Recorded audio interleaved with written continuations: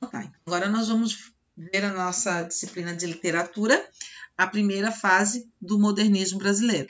Como eu falei anteriormente, essa fase ele é o desdobramento da Semana de Arte Moderna. Tá? Então, quando a gente fala dessa primeira fase do modernismo, nós temos que pensar como uma fase irreverente, tá? Eles vão buscar todas, né? Porque eles já passaram por todo aquele processo da Semana de Arte Moderna, todo aquele repúdio, e aí eles tinham que justificar o porquê daquilo tudo, né? Por que eles fizeram? A ideia deles, gente, não era, né? Como eu acho que eu já comentei com vocês e vou repetir, mas a ideia desse grupo de autores não era acabar com a literatura do passado, porque nós temos uma história da literatura, mas nós temos que evoluir. E eles, na verdade, na literatura, o que eles entenderam, principalmente em São Paulo, né, que eles tinham parado no tempo. A literatura parou no tempo, ela não evoluiu, né? Como diz lá na Memórias Póstumas de Oswald de Andrade, quando eu passei ali naquele filmezinho para vocês, meu Deus, as máquinas chegando, o futuro chegando e a literatura parada. Então, vamos mudar essa nossa ideia da literatura. Mas quando a gente fala em mudança, sempre vai colocar, né, ser vista por alguém de uma forma não legal, né? E isso foi, né, repercutiu para determinados conservadores uma forma de afronto mesmo, né? Eles não tinham nenhuma credibilidade até eles provarem isso, né? Porque eles eram simplesmente um grupo de jovens, né, que não tinham perspectiva futura nenhuma, falando sobre uma coisa que não tinha fundamento. Né? Diferente lá do parnasianismo, que tinha uma ideia conservadora, tinha toda uma questão de trabalhada, né? Dos clássicos. Então eles tinham muito mais eles tinham mais confiança nesses autores. Eles diziam que os autores vendiam a ideia e esses conservadores compravam e defendiam com unhas e dentes. Só que, né, como todo jovem, imaginem vocês, né, como todo jovem de sua época, sempre vai ter alguma coisa que vai atrapalhar desse conservadorismo. E que ao longo do tempo isso foi mudando. E aí é muito linda essa forma do modernismo, porque a gente vê essa parte aqui, tem algumas coisas assim que realmente que para a época poderia dar um certo repúdio, mas que depois a gente vai vendo que eles vão brincando com a literatura e com toda a história, desconstruindo toda aquela história que o romântico fez, que o realismo fez, que os parnasianos deixaram de fazer, né? Então, ele não destrói a história, ele reconstrói uma história literária, né? Aí depois e é tão legal que eu sempre costumo dizer que essa fase do nosso modernismo é uma fase adolescente, que a gente não aceita qualquer coisa quando é adolescente, né? Eu já fui adolescente, eu sei. Eu nunca me esqueço da minha fase da adolescência e de como eu bati de frente com algumas questões que eu não aceitava, conservadoras de meu pai, porque quando a gente é adolescente, a gente não tem filtro. Né? Ou é 8 ou é 80, a gente não tem um amadurecimento, né, de justificar, de argumentar ou de criticar algum ato. A gente simplesmente dá com os pés, né? É a expressão. Então, a gente vai no impulso, certo? E assim aconteceu com essa primeira fase. Eles eram considerados, eu falo que eles são os meus adolescentes. Né? Eles deram a cara a tapa, eles não tiveram medo de errar, eles vão pelo impulso, se não der certo a gente volta e a gente faz de novo. Né? Então, eles tiveram essa pegada heróica, né, vamos dizer assim, de mudar a literatura no Brasil. tá? Então, a gente tem que pensar um pouquinho por esse lado, tá? Bom, então vamos lá. A primeira geração modernista ocorreu em 1922 a 1930. Então, a Semana de Arte Moderna, no início, ali na Semana de Arte Moderna, já começou a primeira geração. Por isso é que lá quando eu estava explicando para vocês a Semana de Arte Moderna, eu dizia para vocês que a primeira geração e elas se confundem muito, porque começou nessa semana a primeira geração. Então, elas têm muito, né? Tem muito isso. Tanto é que eu coloquei aqui, né? Tendo início logo após a Semana de Arte Moderna. Mas, na verdade, a semana já foi acontecendo essa primeira geração. O modernismo traz propostas inovadoras para a arte e para a sociedade em geral, como reconstruir. Lembra o que eu falei para vocês? Ele não foi destruir a história cultural, ele não foi destruir a história da literatura, ele foi fazer uma reconstrução disso. Claro, né? Como ele coloca aqui, ó. Opa! Como ele coloca aqui, ó, com a nossa base, com a base nacional, né? Revisar de forma crítica o passado histórico e as tradições, eliminar a ideia fixa de colonizados, né? Tirar essa nossa ideia de colonizados, de que nós dependemos de Portugal, que nós somos colonizados e nós temos a nossa identidade, né? Apegados aos valores estrangeiros. Então, isso, né? Ele quer destruir essa ideia quando ele brinca lá, né? Tem Macunaíma, ele desconstrói todo aquele índio, né? Que foi construído pelo romantismo. Ele é nosso anti-herói, a gente diz, né? O próprio Mário de Andrade fala, ele é o nosso anti-herói, porque ele desconstrói toda aquela pomposidade que ele faz do índio heróico lá de Alencar, do romantismo, né? Ele quer desapegar isso. Ele quer mostrar que o índio é nosso, é cultura aqui sem nenhuma influência portuguesa, que agora eles têm a sua própria identidade, né? Com essa nova tendência surgiram 4 movimentos. O Pau-Brasil Antropofágico, que foi criado por Oswald de Andrade, que tinha a característica de nacionalismo crítico, né? Mesmo porque, olha aqui, ó, pau-brasil, e o antropofágico é a questão do homem comedor de gente, né? Que ele fala, né? Só que aqui o antropofágico, logo em seguida vai ver a explicação disso, né? É o comedor dos colonizadores. Isso daqui ele faz o repúdio aos colonizadores, ou seja, aos portugueses, tá? Depois nós temos ali o outro grupo, né? Que é o verde e amarelo e o grupo da ANTA. Eles foram criados por Plínio Salgado, que propunha um nacionalismo fascista e ufanista, altamente patriótico, que vem de contra com Oswald de Andrade, enquanto ele trabalha essa questão nacionalismo crítico, ele vai trabalhar o nacionalismo tradicional, tá? Toda aquela questão de que trouxe o romantismo para o Brasil, tá? Nós vamos conhecer um pouquinho do Manifesto para o Brasil. Então, tiveram vários, a revista Clarkson, depois quando vocês tiverem, eu não sei se já tem nessa apostila de vocês, tá? Como é que está distribuída, se já veio na Semana de Arte Moderna ou se acontece na primeira geração. Mas Oswald de Andrade, ele tinha a revista Clarkson e aqui ele publicava os seus manifestos, né? Então, foi nesse momento que começou a circular isso pela cidade de São Paulo, pelas regiões paulistanas, tá?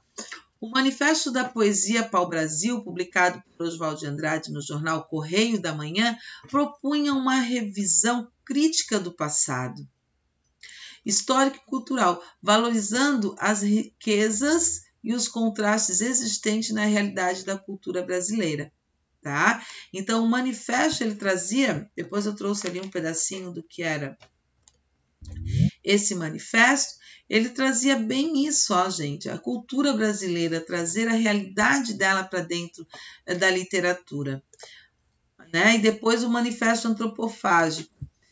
O manifesto antropofágico, Oswaldo tenta trazer a referência, né, do ritual indígena, de se alimentar do inimigo, né? Esse antropofágico é isso, aqueles índios canibais que comiam gente. Então, se alimentar de gente, eles tinham, claro que eles tinham uma ideologia, não é porque simplesmente comer por comer, né?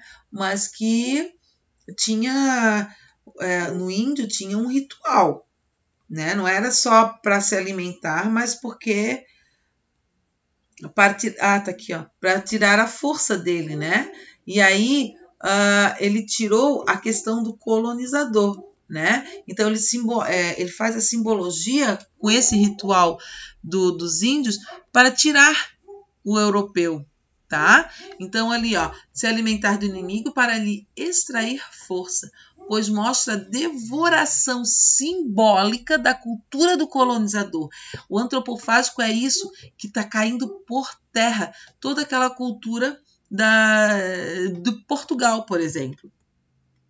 Mesmo porque, mais adiante vocês vão ver, Brás, Bexiga e Barra Funda, Barra Funda? Acho que traz toda essa questão da imigração italiana, a italiana, a portuguesa, né? Toda essa influência de outros países dentro de São Paulo, principalmente, né?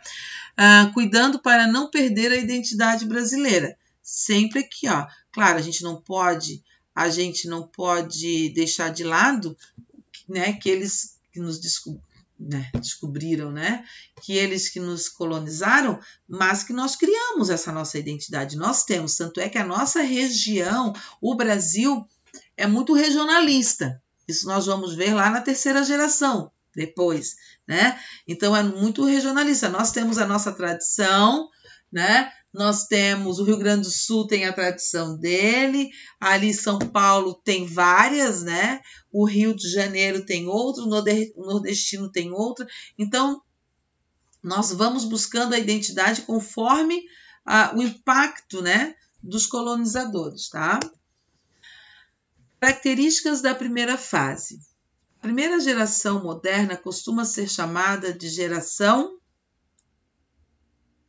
heróica. Por que geração heróica?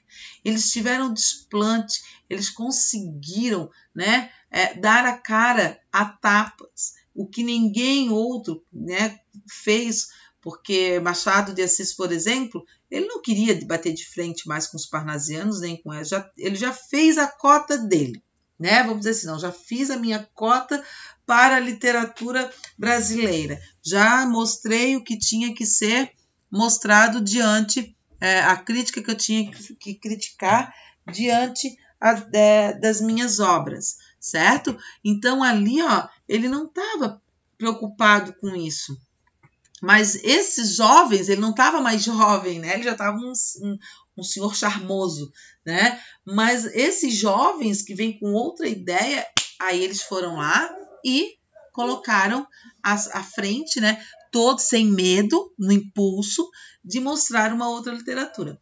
Essa denominação não é de todo exagerada, já que coube aos primeiros modernistas o difícil trabalho de substituir a arte praticada há séculos no Brasil, a qual, mais em um período, menos em outro, imitava modelos europeus, particularmente de Portugal.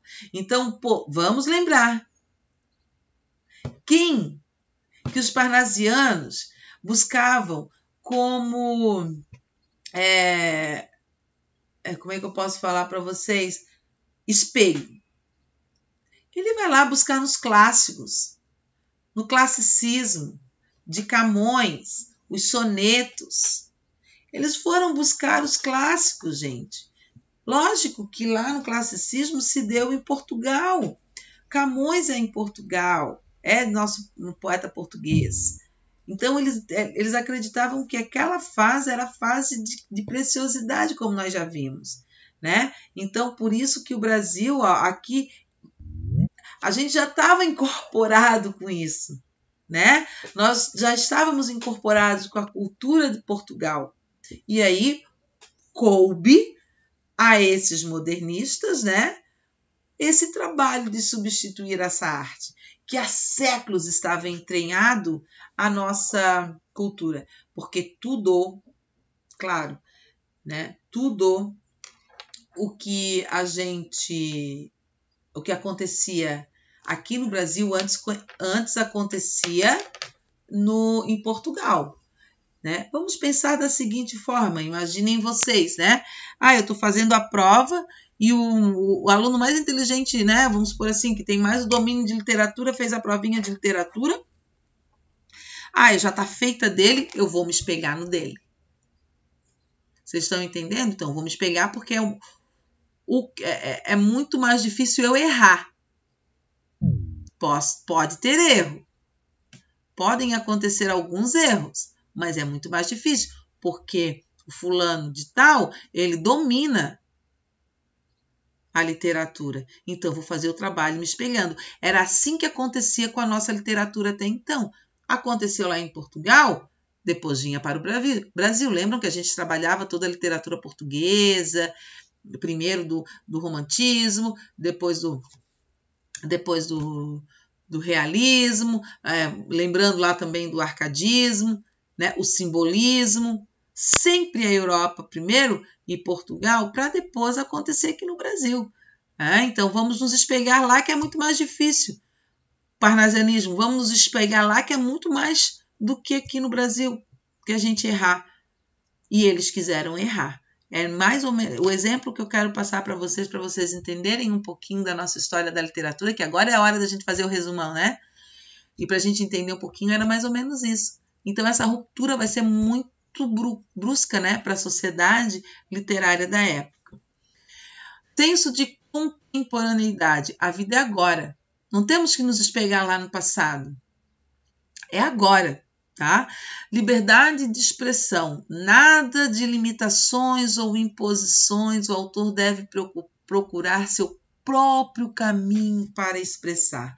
Gente, quando ele fala que ele quer acabar, né, que ele quer trazer o novo, por exemplo, que ele quer trazer o novo, não é nesse sentido de, como é que eu posso dizer?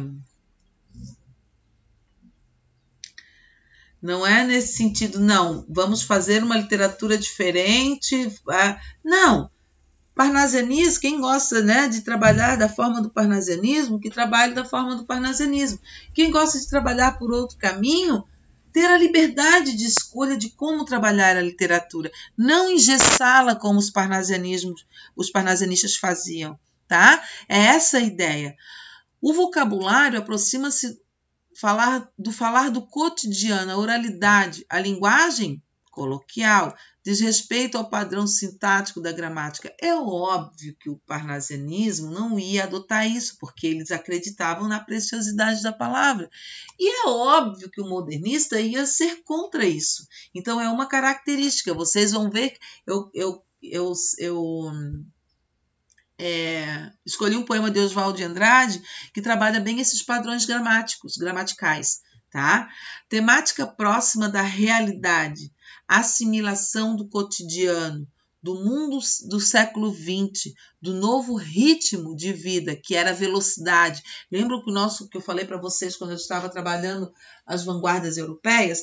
O modernismo, ele vai ter muito essa ideia futurista, tá? Então, aqui, ó, quando ele fala o ritmo da velocidade da vida, que é a velocidade de como se está, né? Ó, que o processo industrial impôs.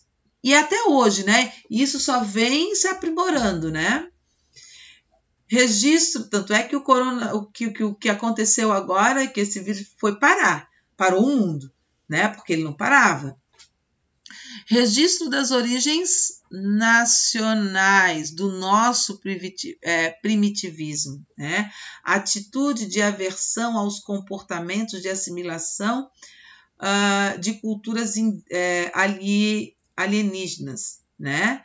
Prática de xenofobia, né, gente? Aqui, claro, a gente, né, a gente sabe, nós brincamos às vezes com algumas situações aqui perto de casa mesmo, meu Deus do céu, né? Lá na praia também é uma coisa medonha quando a gente faz essa aversão às pessoas que vêm de fora, é xenofobia, isso, né? Então eles acreditavam nisso daqui. Atitudes de irreverência, inclusive diante de fatos históricos ou políticos, tá? Ruptura com o passado, como eu coloquei para vocês aqui, ó, e inclusive com a arte anterior, que veio do parnasianismo e o romantismo, por conta da valorização do índio que ele coloca, tá? Então, ele vai buscar a identidade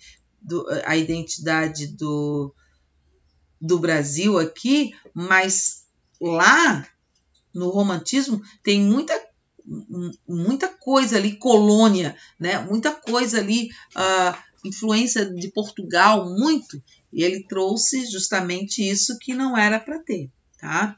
A arte de engajamento político-social, a política junto à sociedade, com viés nacionalística e críticas às artes alienadas, tá? Como parnasianismo principalmente. Alienado à escrita, à preciosidade, é aquilo ali, pronto. Senso de pesquisa sobre novas práticas ou modelos de expressão artística, como poema piada, poema minuto, incorporação do humor em poesia. Lá os sapos de Manuel Bandeira, por exemplo, que foi recitado, né, na Semana de Arte Moderna, aquele poeminha, Os Sapos, quando o Oswaldo lá do videozinho, né, colocou, ele fez uma brincadeira com a linguagem, com o soar do sapo, né, e aí ali fez uma crítica, tá, contra o parnasianismo. Aqueles sapos ali, ele fala do parnasianismo e do conservadorismo, tá? Despreocupação com a matéria e o emprego do versos livres. Não tem mais aquela engessada de soneto que tem que ter 2 quartetos, 2 tercetos, distribuído em 14 versos. Não, eu tenho poemas que podem ter estrofes, os versos livres, né? Que não precisa ter rima. A estrutura poética pode variar de dísticos, mono, de tercetos, enfim, tá? Mas você consegue, você que monta a sua poesia, como você deve montar, né? Como você sabe. Privilégio da poesia sobre a prosa. Nesse momento aqui, ó, a poesia vai estar em evidência. Nós tivemos prosas, tá? Nós tivemos prosas, nós tivemos Macunaíma, Mário de Andrade, que é Amar, verbo intransitivo. Tivemos também o de Oswaldo de Andrade, que é João Miramar, né? Tiveram algumas prosas assim em evidência, mas o que evidenciou mais, o que ficou mais em ênfase foram as poesias, tá? Agora nós vamos conhecer os principais autores, tá? Que se destacaram aqui nessa primeira geração. Deixa eu ver. A primeira fase do modernismo no Brasil é destacada pelos autores Mário de Andrade, Oswaldo de Andrade, Manuel de Bandeira e Alcântara Machado. Então eu procurei trazer bem esses autores aqui que eu trouxe as obras dele e nós vamos falar um pouquinho sobre as obras depois, tá?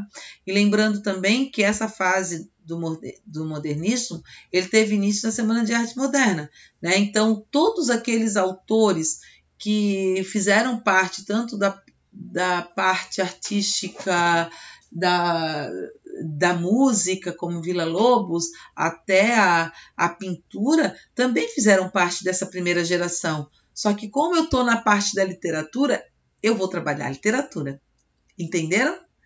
Então, como a Helenice, por exemplo, se trabalhasse o desdobramento da Semana de Arte Moderna, ela ia focar, da primeira geração modernista, ela ia focar na pintura, certo? E esculturas. Eu vou trabalhar a parte da literatura, então cabe a mim trabalhar Mário de Andrade, Oswaldo de Andrade, Manuel Bandeira e Alcântara Machado. Não que esses outros foram esquecidos, não, tá? Mas cada segmento agora trabalha os seus autores. Que na Semana de Arte Moderna eu posso trabalhar da mesma forma que a Helenice pode trabalhar, que o professor de música pode trabalhar, enfim, porque foi um evento artístico de um todo, mas o desdobramento dele, aí não, aí eu tenho que trabalhar a parte da literatura, tá? Então, essa semana foi na semana de 22, né? E aí foi chamada a fase heróica, como já mencionei para vocês, e vai até 1930, que começa então a segunda geração modernista, que a gente fala que é a geração do amadurecimento do romantismo, do modernismo. Nós temos Mário de Andrade, era um intelectual manifacetado e teve um papel decisivo no movimento modernista. Aos 20 anos, publicou seu primeiro livro, Há uma Gota de Sangue em Cada Poema. Ele também escreveu Macunaíma, se vocês quiserem colocar aqui, colocar em um tópicozinho aí, Mário de Andrade, ele escreveu também Macunaíma e Amar, verbo intransitivo. Além da literatura, também atuou na música, folclore, antropologia, etnologia, psicologia, foi pianista, professor de música e compositor. Seu conhecimento foi de fundamental importância para o embasamento teórico do movimento modernista no Brasil. Suas características, isso aqui é importante, ó. Suas características são verso livre, neologismo. O que significa neologismo, gente? Novas palavras, tá? E a fragmentação. Também encontrado em sua obra o modelo de falar do sertão, as lendas e costumes regionais, além das danças populares. A partir da Revolução de 30, sua poesia passa a ser intimista, com ênfase ao combate das injustiças sociais. Bancada por uma linguagem agressiva e explosiva, né? Ele já não tinha mais papas na língua também não, né? Injustiças sociais ali que ele fala, dizem as más línguas, tá? Não vou... Mas dizem alguns críticos, né? E as más línguas, as fofoqueiras, eu digo que os críticos são as fofoqueiras do passado. Os críticos que ele era homossexual, né? Então, quando a gente trabalha amar, verbo intransitivo, ele tem um pouquinho dele ali naquela obra, tá? Por isso em determinada fase ele foi tão intimista. Moça linda, bem tratada, 3 séculos de família, burra como uma porta, um amor. Granfino do despudor, esporte, ignorância e sexo, burro como uma porta, um coió. Mulher gordaça, filó, de ouro por todos os poros, burra como uma porta, paciência. Plutocrata, sem consciência, nada porta, terremoto, que a porta de pobre arromba, uma bomba, né? Aqui a gente pode fazer, ele está fazendo uma crítica, né? Aqui foi o momento, eu acredito, mais intimista dele, tá? Ele fez uma crítica às moças da época, tá? Então, aqui fica... Eu não vou falar muito sobre ela, que depois nós vamos comentar cada poeminha deles, tá? E eu quero a crítica de vocês depois. Nós aqui temos o gato, né? Oswaldo de Andrade, né? Paulista, atuou na carreira de jornalista, foi militante do Partido Comunista, embora de origem burguesa, né? Vamos lembrar que ele era burguesinho, ele era o playboyzinho da raça. Fundou em 1911, em parceria com Alcântara Machado e João Beneré, a revista O Pirralho, que durou até 1917. Casa-se com Tarsila do Amaral e em 1930 com a escritora comunista Pagu. Oswald de Andrade ingressa no Partido Comunista depois, né, no ano seguinte, depois de casar com Pagu, onde permanece até 1945. É nesse período que escreve o Manifesto Antropofágico, além de Serafim Ponte Grande, um romance, né, que é um romance, e a peça O Rei da Vela. Lembram lá que quando ele estava fazendo as suas memórias póstumas, naquele filmezinho que eu passei para vocês, naquele videozinho, ele falou do Rei da Vela, da crítica que fazem até hoje, né? Falam dessa peça dele. São características de sua obra o deboche, importante isso daqui, tá? Ó. São características de sua obra o deboche, a ironia e a crítica aos meios acadêmicos e à burguesia, defensor da valorização das origens e do passado do país. Esse é o poema que eu quis que ele faz uma crítica à linguagem parnasiana, olha. Tá? Quando ele diz assim, ó, dê-me um cigarro, diz a gramática, do professor e do aluno, e do mulato sabido, mas o bom negro e o bom branco da nação brasileira dizem todos os dias, deixa disso, camarada, me dá um cigarro. Por quê? Porque a gente sabe que o início do verbo aqui, ó, nunca pode começar, segundo a regra gramatical, com isso aqui. É errado dizer, me dá um cigarro. Segundo a regra, tem que dizer, dê-me um cigarro. Né? Então, ele faz essa crítica às regras gramaticais. Isso daqui é inadmissível na regra gramatical. Ó, diz a gramática. E aqui quem diz são todos o bom negro e o bom branco.